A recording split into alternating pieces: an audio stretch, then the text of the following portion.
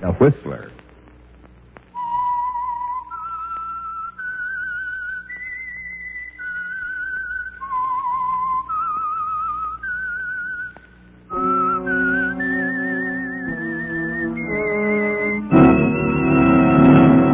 I am the Whistler, and I know many things, for I walk by night.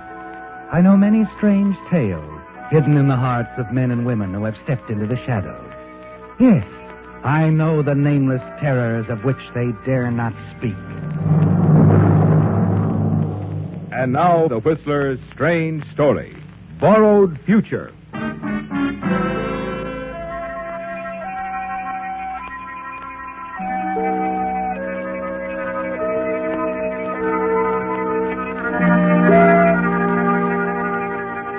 The late afternoon sun, a red ball of fire, lingered on the rim of the distant mountain, and long shadows were creeping across the valley floor as Phil Hodges stood at the window of the construction company office, watched the approach of the car along the narrow, dusty roadway leading up to the newly erected, almost completed dam.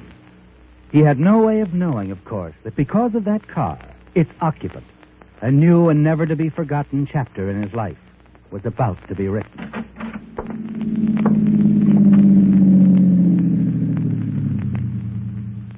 Hiya, fella. Well, what do you know? Jim Welch. How are you, Phil? Say, this is a surprise. What brings you around? Business, my boy. Stopped by your rooming house over at Willow Pass. The doll told me I'd find you here, and oh, boy, what a doll. Yeah, that'd be Claudia. Hey, what's she doing in a hick town like Willow Pass? Don't tell me she runs a boarding house. Her mother does. Mrs. Hackett. Wouldn't care to put in a good word for an old pal, would you? With Mrs. Hackett? Sure. The doll, Buster. Never mind Mrs. Hackett. Hey, lay off. That's my territory. Oh. So that's it, huh? I figured. You want to look around? See some of the old gang? Yeah, later. Is Pop Dunnigan still your night watchman? Yeah, he sure is. That boss of yours around? No, Mr. Grayson's up in Portland on business. Won't be back for another week. Speaking of business, can we go inside, talk? Sure. Come on. How you been doing, Jim? So. I knew the going would be a little rough when I left this outfit. Started in business for myself, but I've managed. Yeah, I'm glad to hear it. Made a lot of contacts, too, Phil. One of them's about to pay off big. Good. Yeah, I got a bid in on a job in Nevada. A big one. Chance I've been waiting for. I'm sure I can land it, only I'm going to have to get some heavy equipment. Swell.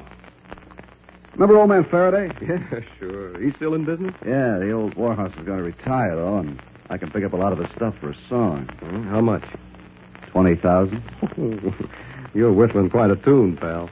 I can manage about half of it. I'm looking for a guy who can put up the rest. That's why I came to see you, Phil. Me? You're kidding. Well, I'm sure I can get the financing elsewhere, but I wanted to give you a crack at it first. Well, thanks, Jim. I know you felt for a long time wanting to get out on your own. Remember how we used to talk about it in the old days? Yeah, just pipe dream. For me, at least. Doesn't have to be. I'm offering you a chance to come in with me. A partnership.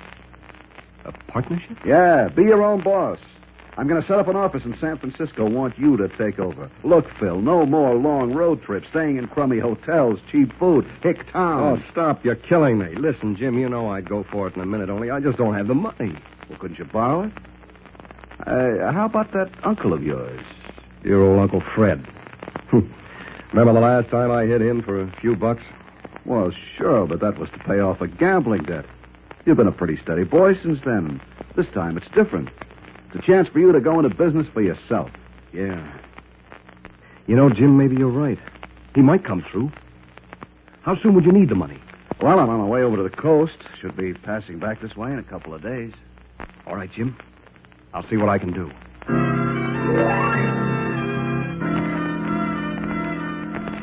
It's the opportunity you've long been waiting for, isn't it, Phil? And more important, it would mean the end of the dull, boring field trip. Instead, you'd have a comfortable, air-cooled office in the city, a fine apartment, good food, and good times. It's what you've always wanted, isn't it?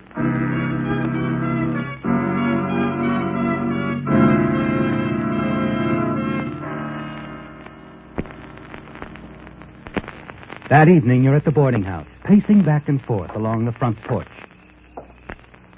Look, Phil, it's getting late.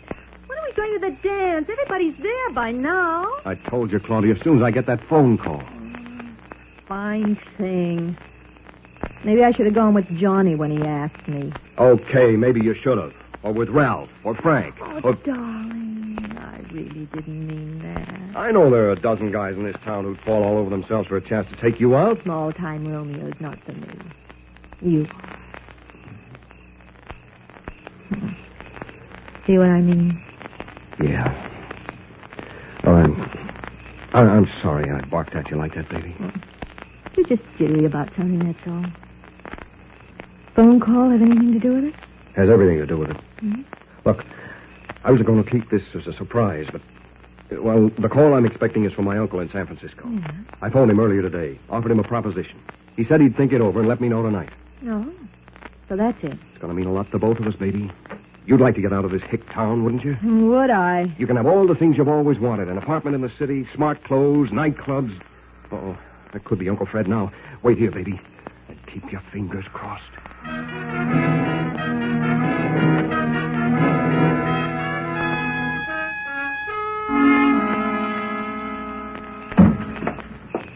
Well, darling, what did he... We're in, baby. The old boy is going to let me have the money. He's sending me a check in the morning. You're on your way now, aren't you, Phil? Yes, the realization of a dream. And the future looks bright for you. For 2 days, you wait eagerly for your uncle's check, but it doesn't come. And then on the morning of the third day, Jim Welch returns from his trip to the coast and stops at the boarding house. Oh, look, Phil, maybe the old gent changed his mind. No, he gave me his word, Jim. I know Uncle Fred. He'll send it. Okay, but I've got to get up to Medford and close that deal with Faraday. Look, I've been trying to get my uncle on the phone, but there's no answer. Can you give me till this afternoon? Sure. Sure, Phil. I'll check it at the hotel. I could use some shut-eye. That trip to the coast pushed me. Call me when you get some word, huh? I will, Jim.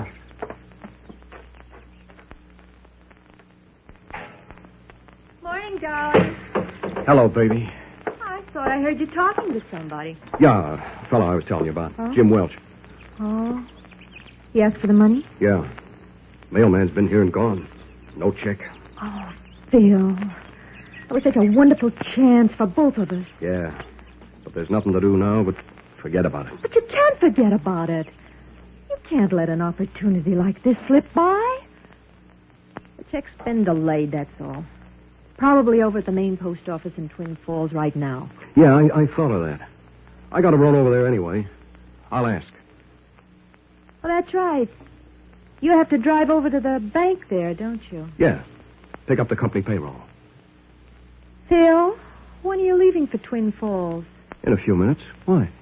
Oh, thought I'd ride over with you. Oh, sure. I just feel like going for a drive, and besides, I have an idea I'd like to talk over with you.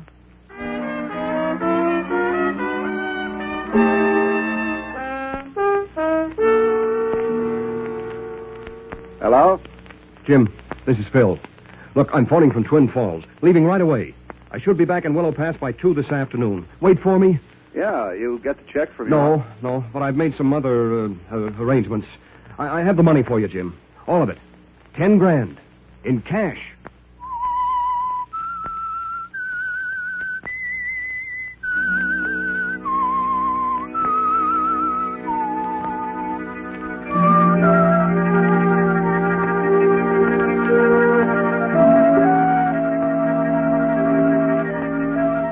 It's done, isn't it, Phil?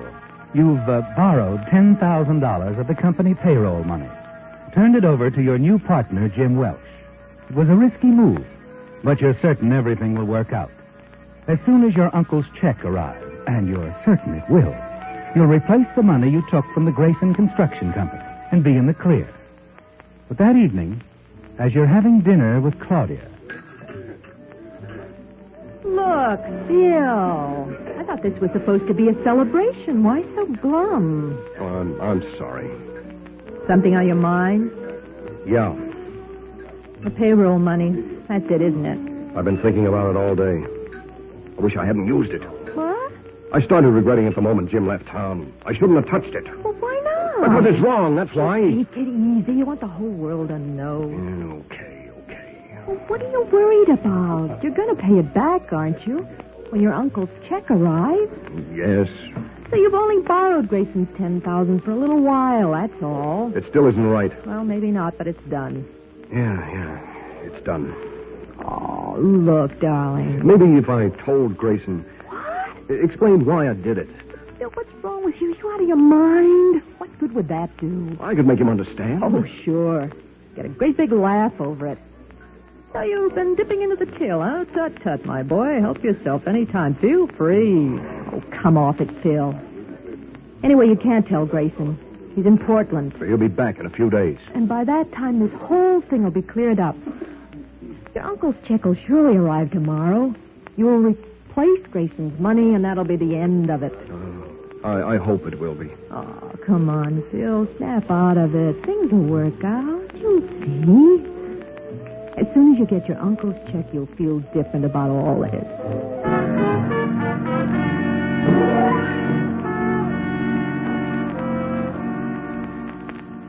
Yes, perhaps Claudia is right again, Phil. But the following morning, you're shocked to discover there's still no check in the mail. Something's wrong, Phil. Very wrong. And when you reach the construction company office, you're in for another shock. Hello, Phil. Mr. Grayson. I thought you were still up in Portland. Yeah, well, I finished my affairs a little earlier than I expected. Say, I phoned you yesterday, but the boys said that you'd gone over to Twin Falls, pick up the payroll money. Yes, that's right. Well, how's everything going? Fine. Just fine, sir. Oh, good. Think we'll be out of here by the end of this week, Phil? I'm sure of it. Excellent. Right on schedule, huh? You really know how to run an outfit, my boy. Thanks. Well, I think I'll run up to the dam, have a look around. See you later, eh, Phil? Sure, Mr. Grayson. Sure.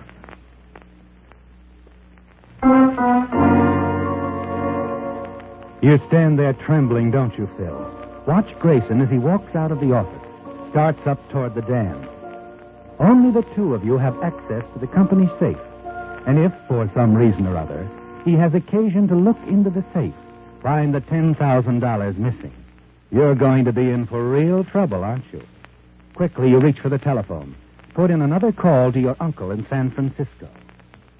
You're relieved when finally you hear his housekeeper's voice at the other end of the line. Hello, Mr. Hodges' residence. Miss Kelly, this is Phil. Oh, Mr. Phillip, I'm so glad you called. Look, I've been trying to reach Uncle Fred for days. There's been no answer. I know. I've been away for a few days visiting my sister. Rushed back as soon as I heard about the accident.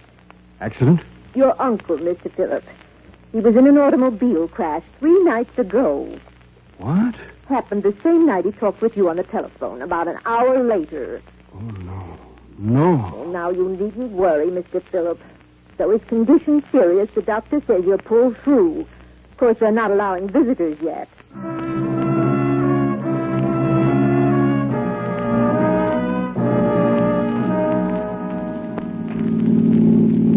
All right, Phil, all right. So it's my fault. I didn't say that, Claudia. I just wish I hadn't listened to you, that's all. I'm in a real jam. Well, I would have suggested you use the payroll money. Only you were so certain your uncle would send that check. Sure. But how was I to know he'd get himself banged up in a car crash? I don't suppose there's a chance he did mail that check. Before the accident, I mean. If he had, I'd have gotten it by now. No, let's face it, Claudia, the check isn't coming. Well, what are you going to do? I don't know. I just don't know. Well, we just can't spend the rest of the night driving around going nowhere. Maybe we should be going somewhere. What do you mean? Just keep going, as far away from Willow Pass as possible. Run away? What else can I do? Tomorrow is payday. What's Grayson going to say and do when he opens the safe and finds $10,000 missing? I've got to leave. Well, then you'll have to leave alone, Phil. You're a nice, great, big, handsome boy. I like you. But no running from the law for me.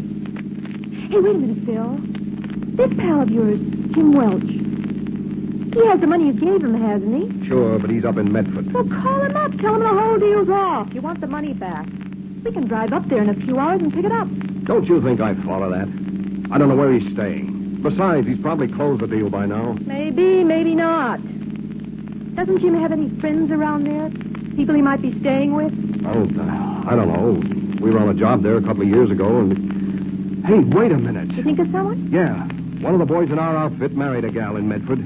Stayed on when we finished the job. Ben Adams. Yeah. Jim's sure to look him up. Okay, so it's worth a try. Well, there's a signal station up ahead. You can call him from there.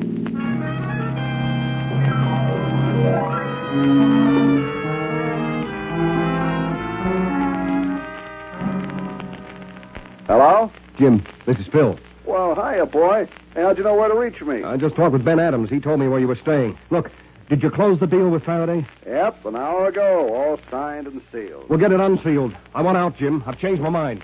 Wait a minute. What's wrong? I can't explain it now. I want that money back, Jim. All of it. Hold on, Phil. It's too late. I told you I closed the deal with Faraday. And I told you I gotta have the money back. That's impossible. I can't do that. You got to. Tell Faraday the deal's off. Tell him anything. Look, I don't know what this is all about, but I'm sorry, Phil. The deal is set, closed, and there isn't a thing I can do. Phil? Hello? Hello, Phil. Do you hear me? Phil, do you...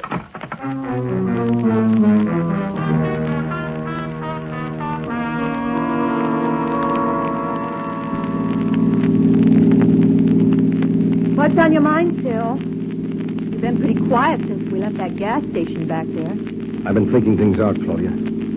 I gotta find a way to gain time to get that money from my uncle. And I think I figured it out. Funny. Hadn't occurred to me before. You better tell me all about it. I'll tell you all the details later. Your mother is still up. Yeah. You run on in the house like a good girl and keep her company, huh? Aren't you coming in? No. I have an errand to do. Phil, what are you up to? Never mind. Phil, tell me. All right. It's very simple. Somebody is going to rob the safe at the office. What? I'll set the whole thing up. Make it look like a robber took that money. But what about the night watchman, Pop Dunnigan? He'll be around, won't he? Probably in the office. So how do you handle him? Oh, I have to get him out of the way. Oh, now, wait a minute. Oh, don't worry. I'm not going to hurt him.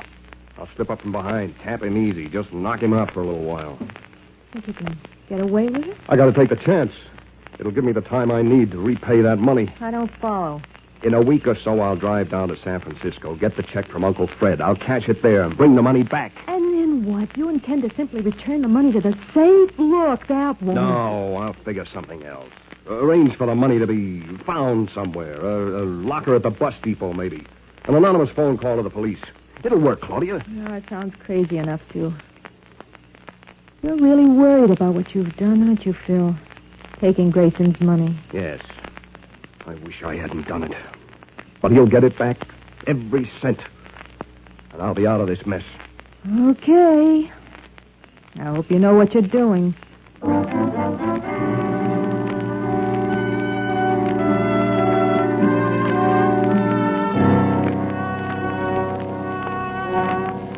10 minutes later, you park your car in the shadows not far from the construction company office and hurry toward the small building. You press back against the wall, tip over a gas tin to attract Pop's attention. There's only one thing that worries you, Phil. Pop Dunnigan is an old man, and you must be careful not to hit him too hard. 1,000 confused thoughts race through your mind. Your knees are trembling, your heart pounds furiously as Pop comes out of the office. Who's that? Your hand tightens around the wrench. But suddenly you're unable to move, to think, to do anything but stare. And then Pop turns towards you. Hello, Pop. Oh, hello, Mr. Hodges. What you doing around here this time of night? I had an important matter to attend to. Forgot it this afternoon when I left. What you got in your hand? Oh, well, this?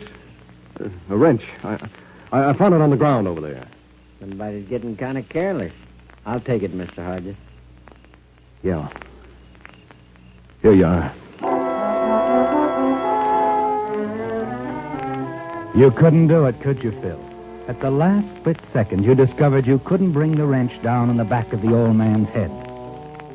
Inside the office, you sit at your desk, pretend to work, cast sidelong glances at Pop, sitting across the room reading his paper. You've still time to carry out your plan, but it would mean hitting old Pop.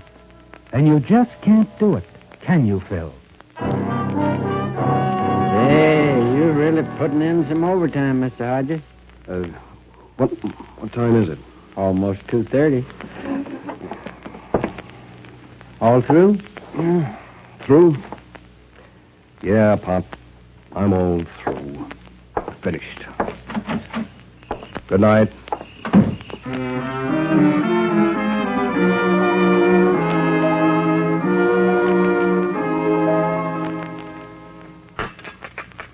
Not a refill, mister? Yeah, sure. I'm sure glad you dropped in. Don't get many customers this time of night. You heading on a trip? No, Coming back, maybe? I just sort of been driving around, that's all. Oh. You got problems. A problem. Well, things have a way of working themselves out. This problem, a woman, maybe? She's part of it. Just walk away from it, pal. There's some other things you can't walk away from. You just have to face the music. Is that what you're going to do? Yeah.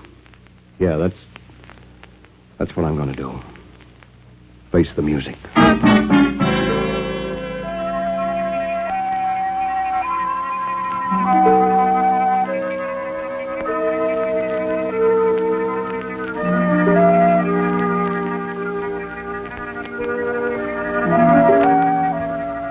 It's all over, isn't it, Phil? You've made up your mind to that. You've decided to return to Willow Pass. Tell Mr. Grayson everything. How you, borrowed the $10,000 from the company safe and gave it to Jim Welch. It's early morning when you arrive at the construction office. The work crews are making ready to move on up the hill to the dam. Oh, good morning, Phil. Morning, Mr. Grayson. Hey, there was a phone call for you a few minutes ago. Woman who runs the boarding house, Mrs. Hackett. Oh? Mm-hmm. Wanted to know if you were here. She seemed concerned because you hadn't been to the boarding house all night. Well, guess you better get the money out of the safe, Phil. Starting the payroll, huh? Mr. Grayson, I'd like to talk to you. Yeah, sure. But, look, can it wait 5 or 10 minutes? I want to catch Thorgerson's crew before they go on up to the dam. But, Mr. Grayson... No, I won't be long.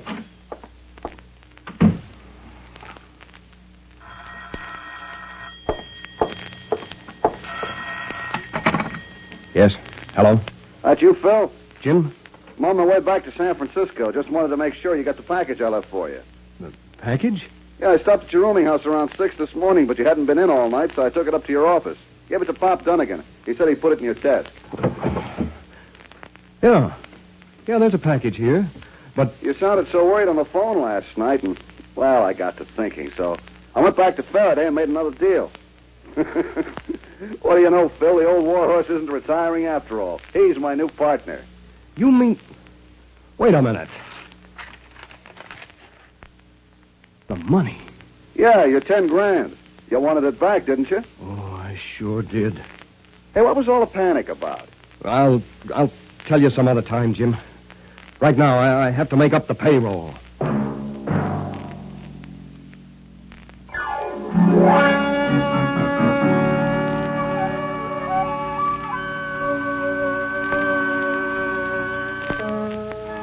Featured in tonight's story were Bill Foreman as the Whistler, Les Tremaine, Gene Bates, Hy Averback, Bill Boucher, and Britt Wood.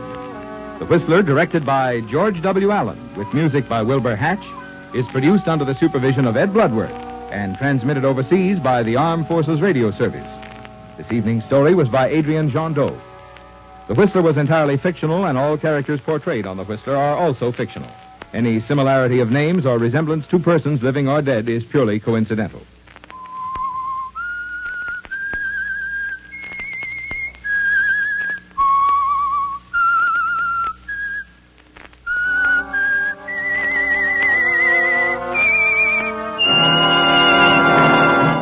The Whistler has just brought you another of his strange tales. This is the United States Armed Forces Radio Service.